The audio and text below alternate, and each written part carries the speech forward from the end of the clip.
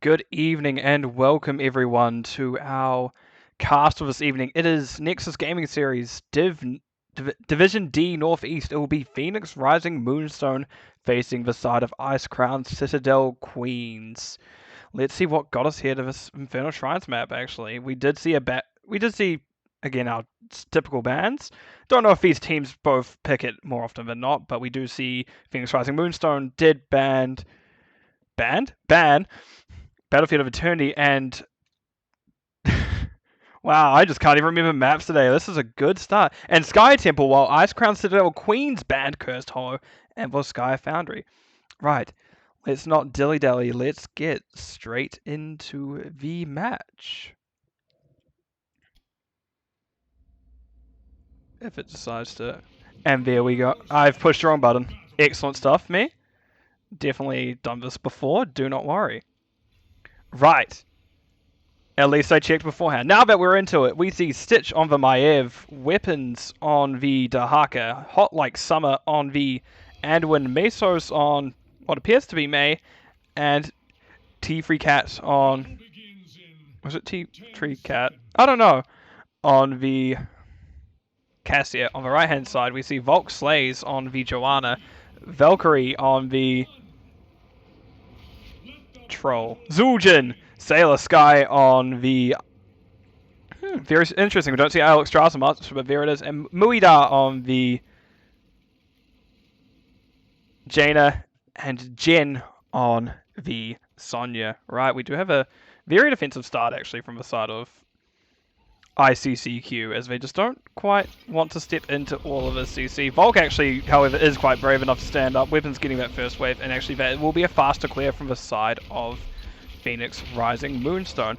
Ooh, Mui gets caught out by Weapons, however there is not enough follow-up on the side of PRS. No, not PRS, PRM. Oh my god, I'm sorry guys. I mean PRM. We're getting Mesos is actually very aggressive on this rotation here, actually making it so, trying to get the red team to miss Soak.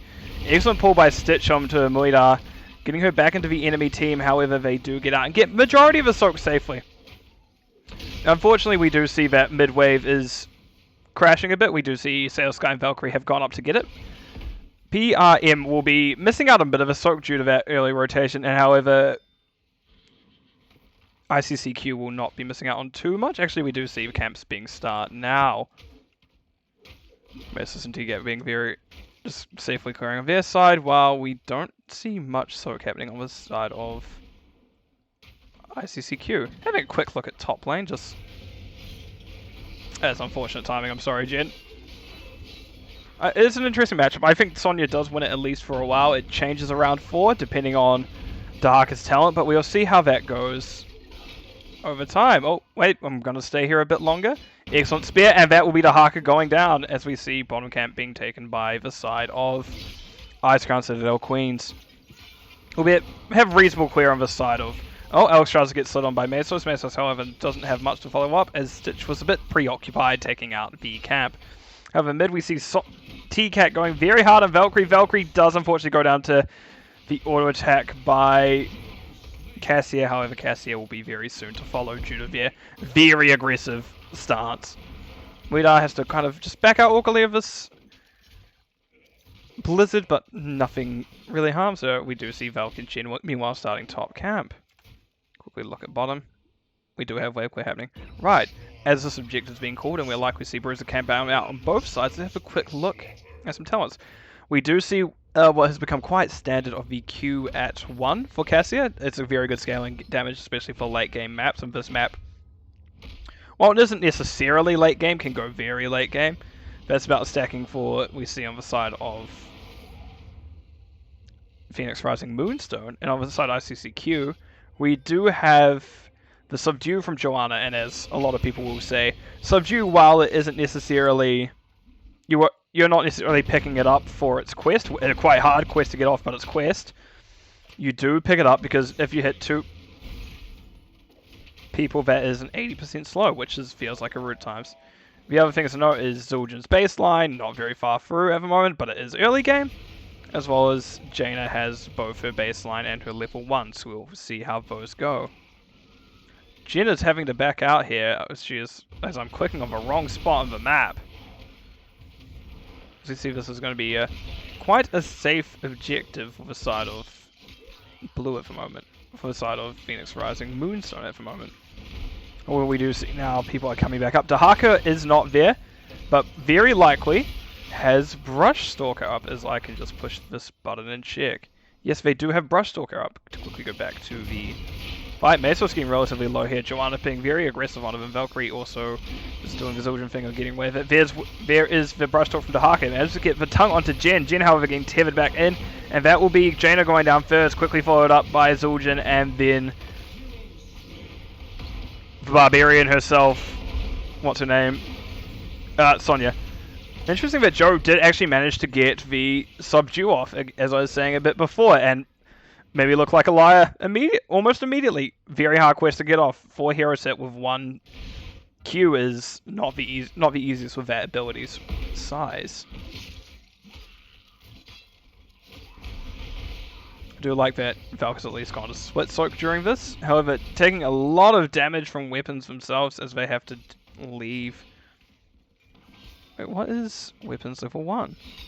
Ah, the spell armor. Okay, very aggressive, going in 1v4 essentially, but however, that move speed from just the Brush Talk passive, and whenever you walk through a bush, you're able to get out, does help a lot. Valk being very passive here, not wanting to get jumped all by herself, but may have to eat it soon. There it is. It gets stunned. May gets slide on hot like summer, staying right on him. However, not much able to get him as Valk is stepping down slowly but surely, able to back out into safety. Sailor Sky took a lot of damage actually there, trying to get the healing circle down for Valk, and was unfortunately on the wrong side of the wall. Valk then takes another jump from the Punisher. Valk getting very low on 300, dropping to below 300 health for a tank is unfortunately not much for a tank. Valkyrie is also in danger, is able to get out as well. I shall close this temporarily as the Punisher, that's an early fort on the side of Pheonix Rising Moonstone, unfortunately. And that will be the punch to fall. We do see here a collapse potentially happening on Jen. Jen does see Mesos. And that is the Ice Wall going out onto Jen. And that will be a combo going off. That is the Ice Wall Blizzard combo. That is so terrifying. And that is Jen quickly going down as she cannot survive the 4-man gank. Just quickly can just look at this camp. Just have a quick look at tens. We do see Isolation coming out from Dahaka. Lightning Ball from Cassia. May Wall, as I said, Ice Wall was used before by May, as I said. Light Bomb from Anduin. And Maiev is yet to pick. I would like... Warding Cage is typically the standard pick, however, I would like to see Containment Disc, as it was buffed to have a silence recently. And on the right-hand side, we actually see a relatively heavily die from the tanks, as Joanna has Falling Sword, as well as Sonya has Leap. Tarzingo by our good troll Zildjian. Ice Water Alley from Jaina, and Life Binder from Alexstrasza. Right, let's just have a look at what's happening around map. Jen playing relatively safe as per. Looks like to be getting this Bruiser camp, and will. But seeing very defensive play from the side of ICCQ. They don't quite want to get caught out, as we do actually see the containment just coming out from Maiev. A lot of time stop actually for the side of Pheonix Rising Moonstone, and that extra silence on, that's just the wrong button entirely. And the extra silence that we see on Containment Disc now being 1.5 seconds is actually a substantial enough amount of time in this game to really be a nuisance. We see very safe just happenings here. Anduin bit away from their team. It doesn't matter too much as Valk is just deciding to go onto this backline. Stitch, however, has not mounted yet. We'll use the Wraith to get out. Jin gets the leap onto T-Cat. T-Cat backing out. Valkyslays gets the stun onto Hot Like Summer. However, it will be a small turnaround with a root onto Jin. A lot of damage coming out here, actually. Hot Like Summer getting very low. T-Cat also getting low. That is the containment dust coming out. Joanna, and it actually will be Jin going down first. Joanna, as I said, will have the silence coming out of that. T-Cat also getting low.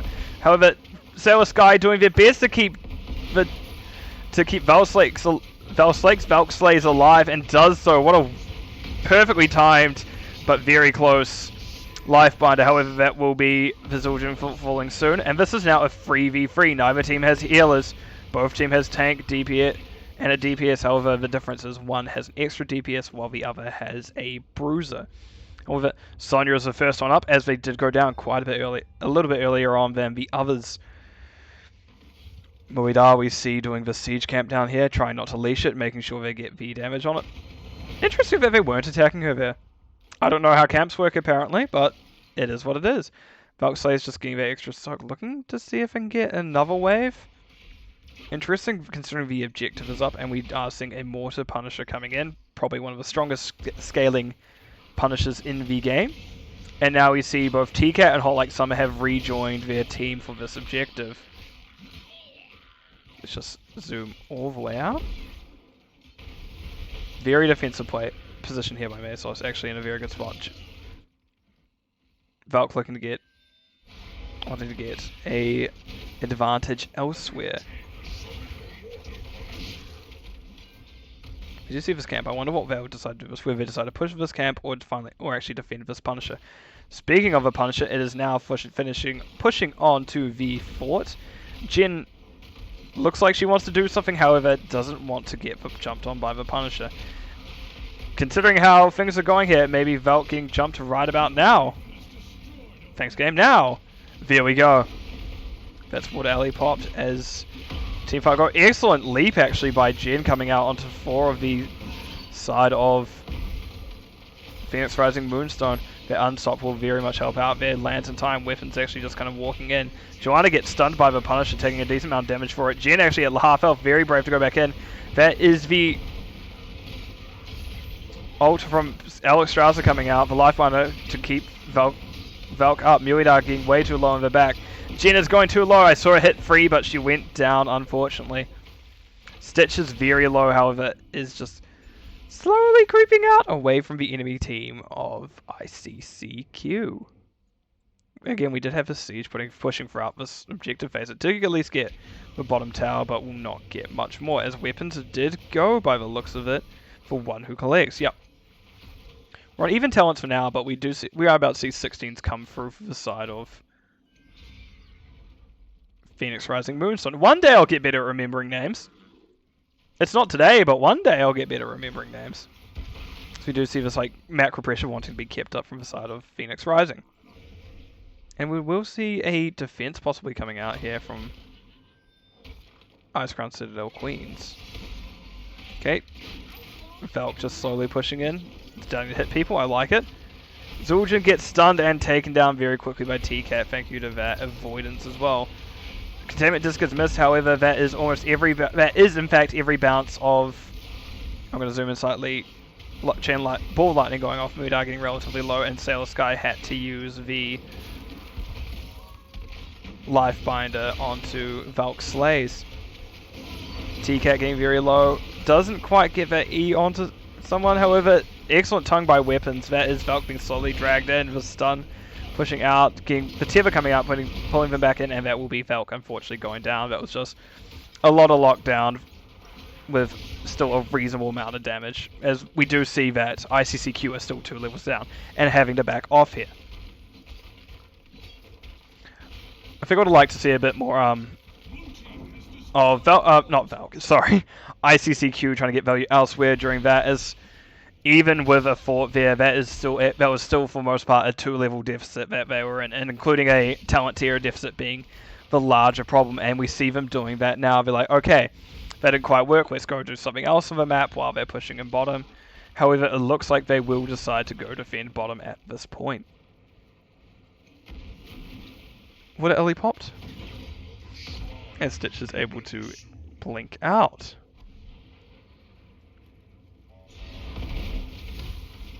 I do like this play.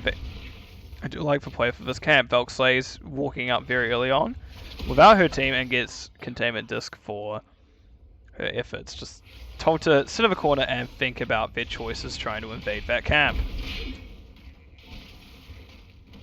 We did have at least this camp pushing a lot of this, like, during this phase, so we do have a lot of macro pressure actually now built up for this side. It's going to go down fast, but at least that did push up this top wave to where somewhere where the red team can actually contest this objective without giving up too much information or getting hit by waves. Unfortunately, as I say that will be the shaman going down, the person who summons the dogs, as we see that Jen has been scouted by Mesos, and Weapons does unfortunately miss a tongue. However, that will be a lot of ults coming out. Time stop actually cancelling out the Joanna combo there. Excellent unstop by Valk Slays. And that will be Sailor Sky popping their dragon form. Valk Slays being kept up very well by Sailor Sky. And actually the leap coming up from Sonya does result in the taking out Maiev. Sonya getting dragged further in by Weapons' tongue. However, Jen barely gets out with essentially what looks like a sliver of her life. And that will be the second circle. And that is Sailor Sky losing their dragon form. Something I just noticed, it's because I haven't really looked at this observer mode of Alexstrasza much, as you don't see Alexstrasza much outside this map. You have a nice indicator where the 70% life is on Alexstrasza, which, for anyone who doesn't know much about her builds, 75% is a very key value in a lot of your builds, as we do actually, just quickly looking, we see a call from the side of Pheonix Rising Moonstone to take out these gates. As I was saying about Alex, Q build requires Alex to be above 75% health to be the most effective. We're looking at largely live and let live, meaning she can sustain from more damage, and Life Bloom, which means if she's above 75% health and picks up a flower, she is able to, yep, we're getting very just aggressive pings on this keep, going save a keep, and unfortunately it is a bit too late. Maybe a bit preemptive on the falling sword, and that is Zul'jin going down. Valk Slays is kind of just running away from this death ball of Pheonix Rising Moonstone. Gets silenced, gets stunned, gets rooted. Oh my, that sleep coming out onto the Anduin, forcing the team to have to peel. Hot Like Summer does have a Beyblading Sonya go onto them, and actually that is Lifebinder being Lifebinder was using and not getting much. Sailor Sky goes down while Joe can't even watch actually as a companion goes down, as that containment disc removes essentially all vision from a player. And this will be the core slowly falling. Muidar taking actually a reasonable amount of damage, forced to go back to the Hall of Storms. Valk Slays trying their best to deal with these people. That is unfortunately another ice-based Blizzard character of Jaina going down, and unfortunately that will be the series going over to Pheonix Rising Moonstone. Let's quickly jump over to the game summary screen. Right. Apparently we're looking at talents first, because that's where I had it. We did see a lot of relatively standard builds coming out from both sides, actually. Things that stand out most to me is actually Anduin going Holy Nova. I've seen this come up a bit more. I like it if you're deathballing, which the side of Pheonix Rising Moonstone did actually deathball a fair amount. However, I do wonder... Getting nitpicky, real cool of me. I do wonder if that was the most value they could have gotten, but it definitely looks like it's paid off. However, with the recent changes to Maiev, we do actually see this kind of Tether build coming through more, and it actually looks like it paid off for Stitch there. Otherwise, a few more things to note. We did see the Dahaka to go for W talent at 1. Neither of the quests, however, that gives 50 spell armor, which is frankly a bit excellent against a hero like Jaina, who wants to do a lot of spell damage.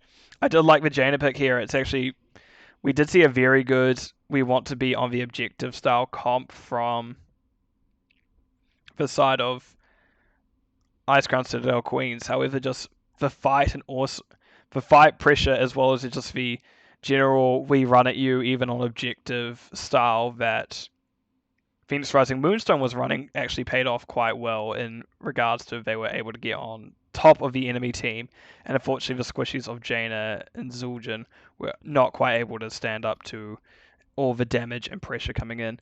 To quickly at the stats, we see Alexstrasza did a lot to try save your enemy team, good 76k, we're 12k ahead of the Anduin, but just a bit too much damage coming in from the heroes such as Cassia, as we see 82,000 hero damage, a very large number compared to the rest, as we see the next closest being actually only 37k from the Jaina. Right, I'm going to throw it to a very quick break, as I just have a nice little drink, and I will talk to you in a few moments.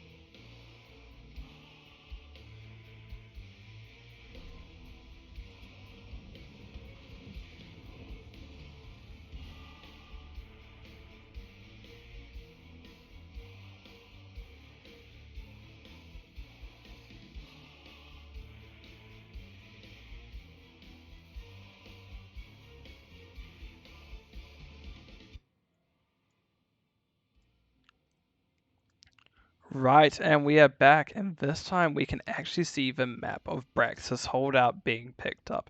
I'm unsure who picked this, as I say every series that I like going into this blind. As much as it may go, oh, I want to know who first picked or map picked, I want to be able to go into a series without knowing the results beforehand, so this is the only way I really can do it.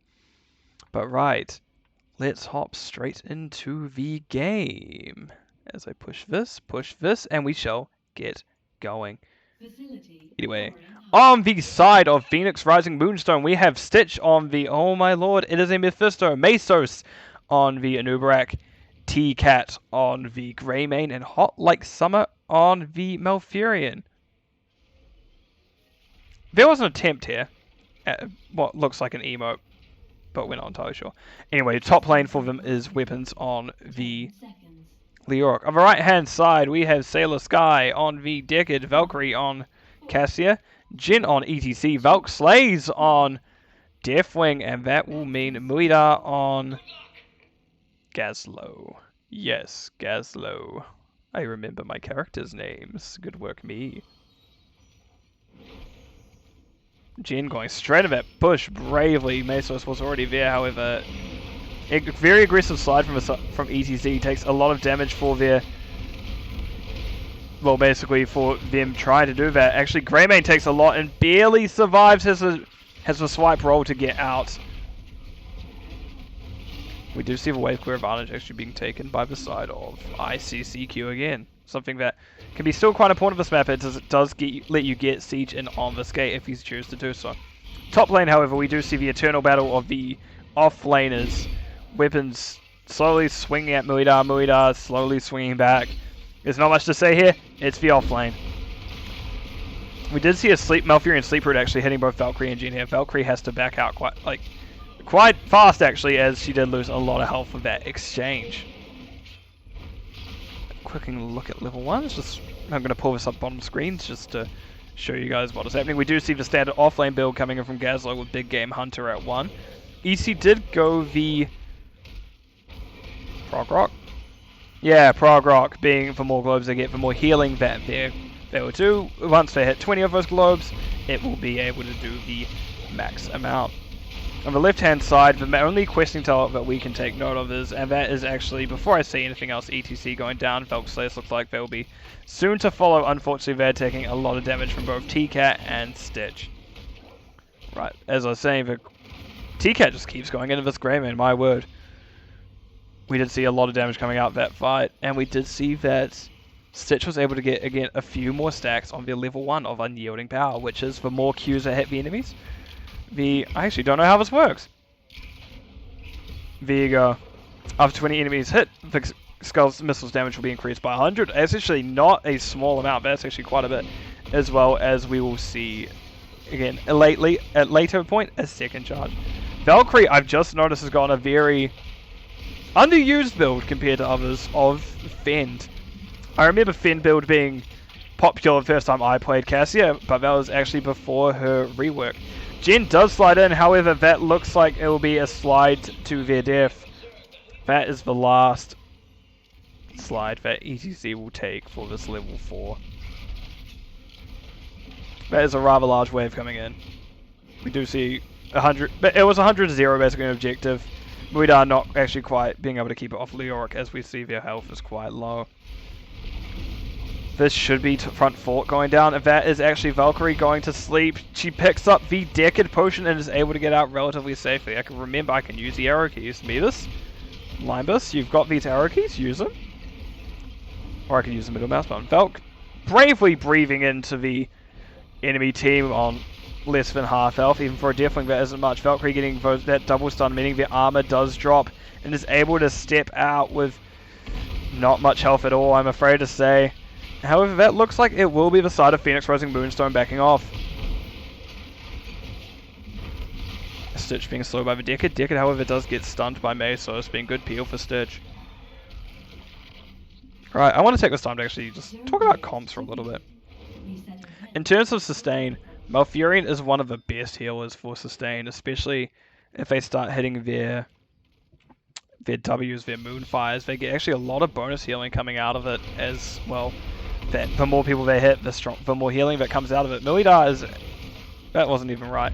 Valk stepping up into the enemy team, taking a fair bit of damage from TCAT down below them, however, not any sort of like lethal variant of damage, as actually their armor plate is auto-attacked off. They're taking a lot of damage, losing it.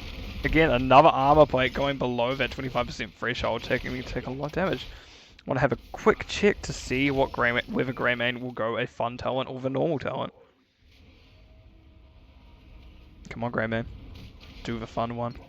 I want to see the fun one, Greymane. Nope, they went the normal boring talent. I love you. I love you, Greymane. Love your work. But I wanted to see Wise and Duelist, I'm going to be honest. So I'm just a bit disappointed, in all honesty. Yes, T-Cat. Disappointing you. You could have had greatness, but here we are. Anyway, back to the action. We do see C7s coming through for the side of ICCQ as well. Again, just seeing the... If I get my camera better. Standard talents feels like it. Yep. Overload from Gaz. Okay, so we're seeing likely a laser build coming out from them, making the big game hunter make sense. Definitely looks like they'll be leaning into that Q build post 13, which is basically a very tanky mage, and they'll be Valk losing a lot of their damage for them just wanting to breathe in the general vicinity of Pheonix, Rising Moonstone, and that will be unfortunately definitely going down to the Mephisto. Jen gets an excellent slide combo onto the blue side, however T-Cat was able to roll out of a Deccan Root so they are not trapped under that tower. Valkyrie getting a poke from the side, however it does have to back out as well, as they're a bit too far away from their tank. Very aggressive push happening here from the side of Pheonix, Rising Moonstone, as they do have that wave with that Bruiser camp, as well as Beetles coming out from Maze, so it's giving that extra push. Definitely does land here, making the claim to that there is their area. We do see that Gazlo does have a disadvantage for now, but we will keep you updated on that. Well, I may not remember to keep you updated on that. I may just go, oh, Leoric has objective. Jen taking a lot of health, losing a lot of her health there, as they just took so much damage.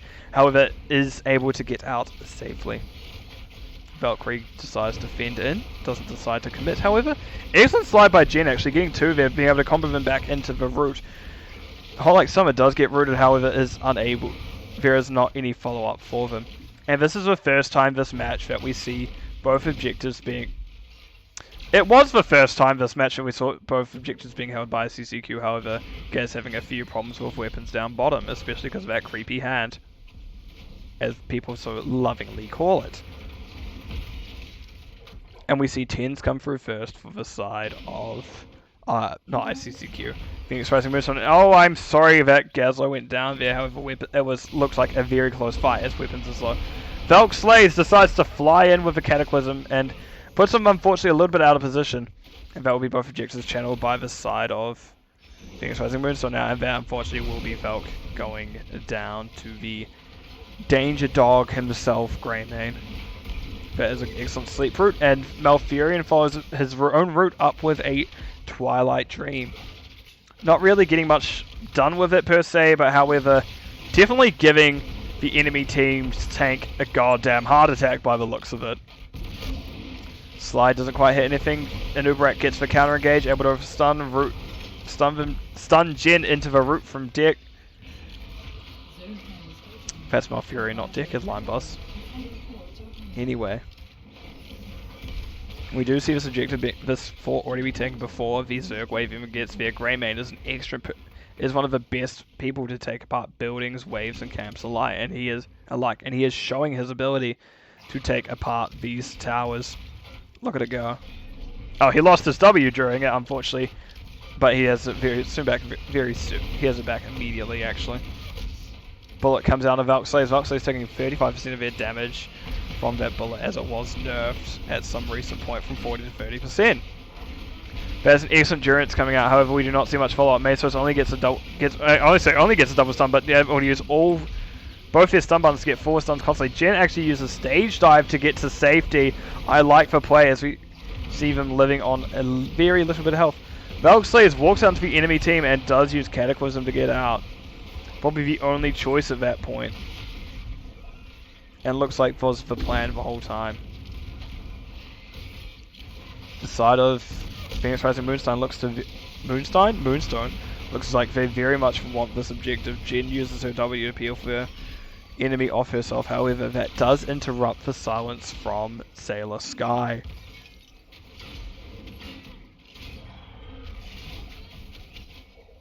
Can we just see the wave slowly being taken apart? And that was the whole Zerg wave phase, my word. Very aggressive rotations here from the side of Pheonix Rising Moonstone, however they cannot get much done at the moment just due to how pushed in the waves are. I'd like to see actually here some freezing of waves while the blue team is around getting camps. I think ICCQ needs some way to get back in, and denying experience where possible should be a very good goal, should be a very attainable and reasonable goal for them. However, we do see that these waves are being pushed out slightly and that they want to do camps while they are unsure of where the enemy is, and we see that siege camp being taken up. However, they took a bit too long. This bruiser camp was taken, and we see the side of Pheonix Rising Moonstone pushing in. That will be Valkyrie taking a curse bullet combo from Greymane and going down first. ETC very soon to follow. Valkslay's just putting out that fire breath, doing their best. Has back as well. Excellent Gravo actually getting 2 out by Muidar, but a bit late. It may have actually saved a decade, I'm unsure, but it was a bit late for the actual team fight itself, and we do see Pheonix Rising Moonstone getting this objective. Not objective. Boss. The boss is not the objective. Line boss. You silly goose. Well, that was... I'm such a fool. I'm such a fool and I don't know how it did that. I have been told something. Does that fix things? I'm so sorry, everyone! Apparently my chat was somehow in emo only and is on subscriber only, did you say? I don't even have a subscriber button, so that is very interesting.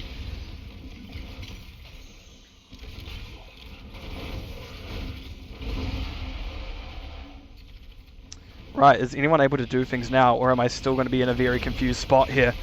As we see this boss pushing into for the keep. And this is very aggressive. Hot Like Summer actually gets pulled by Valkyrie's Valkyrie, and will take a Gravo and actually go down here. There's a lot of damage coming out, however we do see Valkyrie going down shortly after, as Anubrek does take them down. This boss is actually pushing in relatively fast. This is actually getting very scary for the side of ICCQ. Jin getting very low, picking up a potion from Sailor Sky and is able to survive. Sailor Sky eats a cursed bullet there actually, and boss is slowly going down. However, we do look like it's going to be in an end call from the side of Pheonix Rising Moonstone.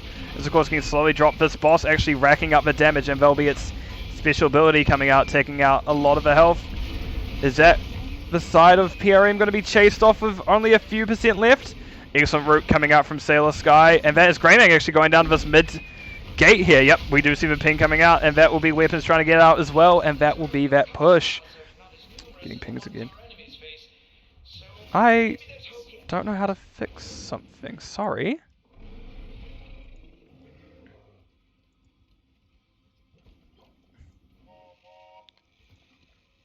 I'm very confused. Just to quickly put this over the Zerg wave.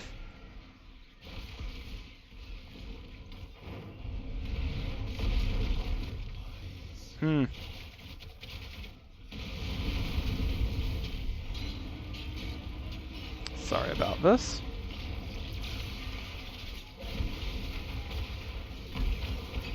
As moving this objective up now, as we do see this keep being taken.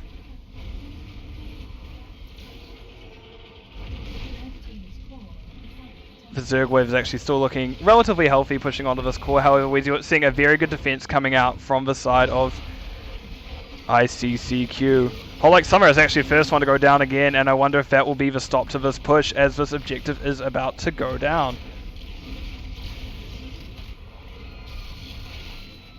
Meso's backing out.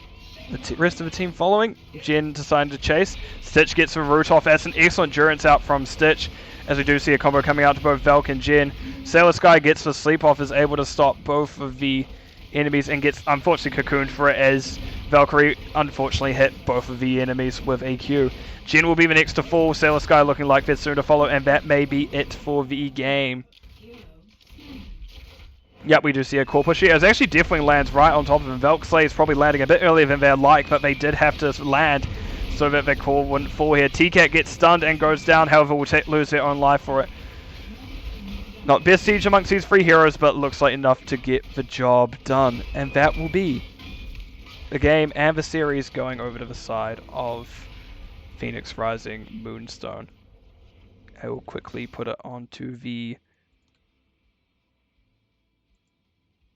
game summary screen. We'll look at some stats, and I have been told that somehow my chat is in sub-only mode. I unfortunately don't know how to fix that, and I'm sorry for anyone who has tried to chat during this. I feel quite bad, actually, as I don't actually see an action to turn off subscriber only, considering, well, I don't really have a sub option. I don't really have subs in general. So that is very unfortunate for my Twitch stream. I'm sorry, or let me just quickly try and see if I can fix this.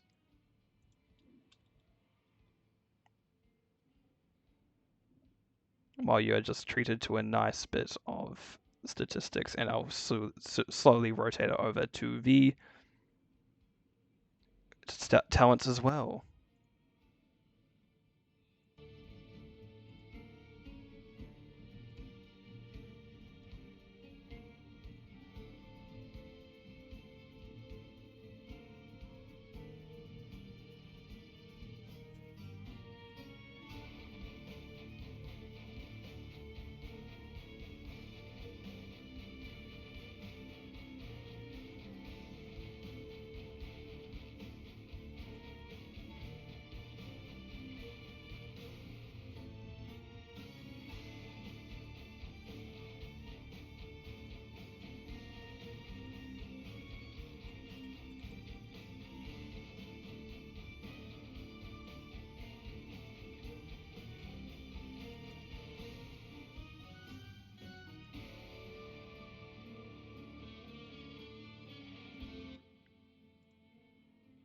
I am so sorry. Oh, even for me, that one's definitely a special moment. And wow, I don't know how it turned on. I do know how it turned on. I do not know how it didn't turn off. So I'm going to quickly deactivate the thing that did it in the first place. I am again so sorry, all.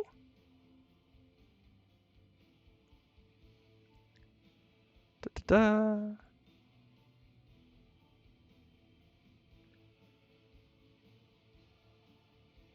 As I'd like to turn.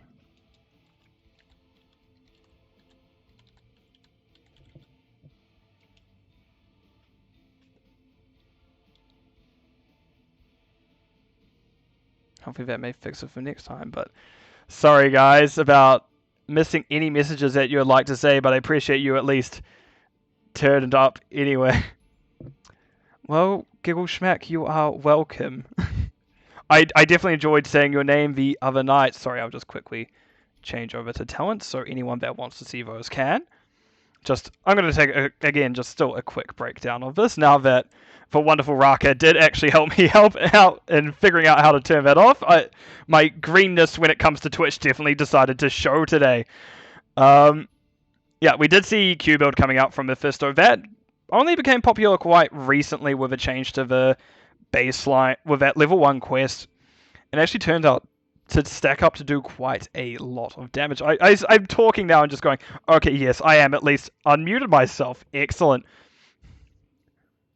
Okay, that's a green. That's a green, Raka. We're getting nitpicky now, aren't we? But that is definitely smarter than what I said. EC did also get their level 1 quest off, I should say. This map does boil down to a few things.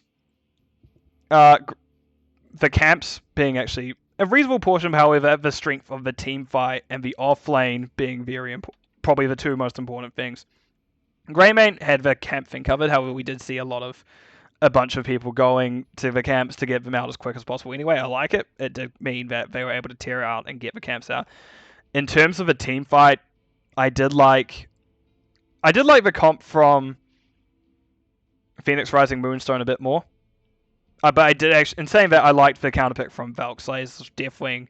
Kind of just ignores what an Uberak and Malfurion want to do as their basic stun combo. However, Greymane kind of just chews through it with that Curse Bullet. And Leoric doesn't exactly have CC, but the Entomb itself is an excellent way to capture a dragon. A bit like his own Pokeball, wanting to capture the Deathwing. However, Deathwing does not live in this scenario sometimes. But all in all, I liked the Gazlo pick going into the Leoric. It didn't quite pay out. That build takes a little bit of time to get off the ground, and this map does require you to win that offlane from early on. So as much as I liked the Gazlo pick, it was a bit in favor of Leoric, and I'm just read a message.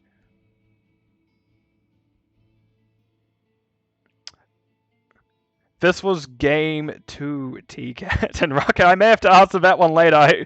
I kind of not want to have this one on cast, so I'll actually close it to the map results screen. I'll say my goodbyes, and then I'll actually sit around and talk for a little bit. As I have to push, when I remember how to do it, this button, then push this button. Oh, look at that. He's a professional only sometimes. And we will go and click this button just so everyone can see. Right, I want to thank everyone who watched this. And I would like to thank anyone who watches the replay at a later time, whether it be via the Twitch or on YouTube. And I will actually say goodnight to you all here in terms of this video. Thank you for watching.